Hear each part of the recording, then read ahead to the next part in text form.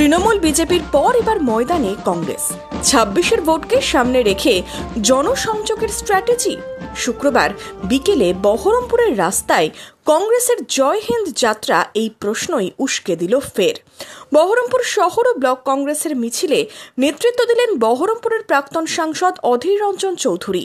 মিছিল শুরুর আগেই সাংবাদিকদের মুখোমুখি হয়ে অধীর বলেন, ভারতবর্ষের সামরিক বাহিনীর প্রতি আমাদের শ্রদ্ধা, তাদের প্রতি সম্মান, তাদের আত্মত্যাগকে স্মরণে রেখে আমরা আজ জয় হিন্দ যাত্রা এখানে করছি। শহরের বিভিন্ন এলাকা পরিক্রমা করে মিছিল। মশাল হাতে, তেরাঙ্গা, বেলুন, জাতীয় পতাকা হাতে মিছিলে কংগ্রেসের কর্মী সমর্থকরা। মিছিল শেষে একাধিক সেনাবাহিনীর কর্তা ব্যক্তিদের সংবর্ধনাও জানানো হয়। আমরা সেনাবাহিনীর যারা কর্তা ব্যক্তি, যাদের সঙ্গে আমাদের পরিচয় আছে, যারা এই জেলার বা তার পাশের জেলার, তাদেরকে আমন্ত্রণ জানিয়েছি, তাদেরকে আমরা সম্মানিত করতে চাই।